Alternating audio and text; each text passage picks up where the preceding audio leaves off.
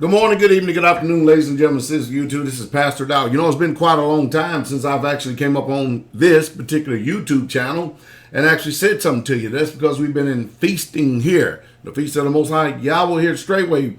But that's not what this video about. I'll talk about it a little bit later. I wanted to talk a moment here to talk to you about, let's title this, Arguing with Ignorant, Base-Minded People.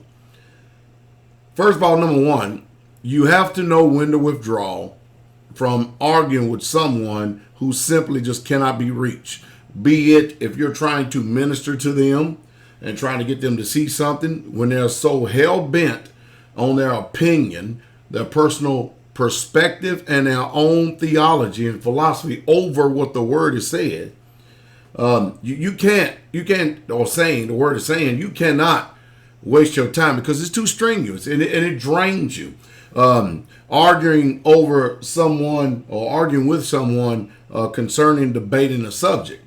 You know, we're quickly in a society losing intelligence, and most people just simply cannot accept the fact that they lost. Not too long ago, I just had a debate with over speaking in tongues on a radio station, and it was utterly amazing.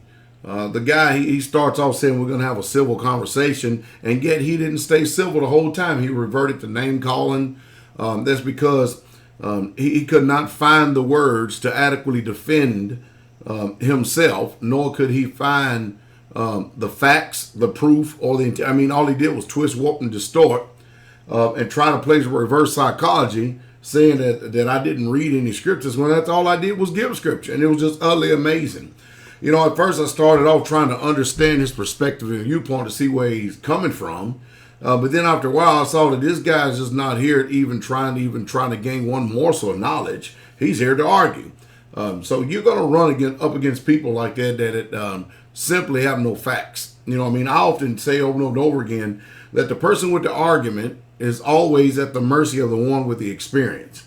And then, of course, there will be people who want to be contentious against you simply because they heard somebody else say it, and they heard somebody else say it, and they have developed a nature on themselves to where they hate you, or they just despise and are envious and jealous against you.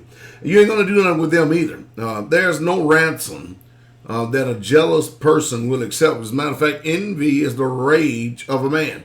So the majority of all this raging that you see go on in people's lives, be it your family, your colleagues, places you work, if you have witnessed someone being very angry at someone, you better believe that jealousy and envy is the underlying motive that fuels the fire of anger that causes people to make it seem like that they have a reason to be there in the first place. But the truth is, it's simply because they are offended. So a lot of times you will see people who have a lot of energy behind a lot of things. I mean, a lot of things. And you go ask them, what did they do to you? And you'll watch them tap dancing all around the place, trying to trump up something. What they're doing is banking on you being as ignorant as they are.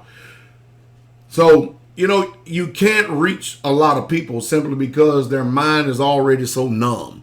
And again, you have a lot of people that just hate people for what they have.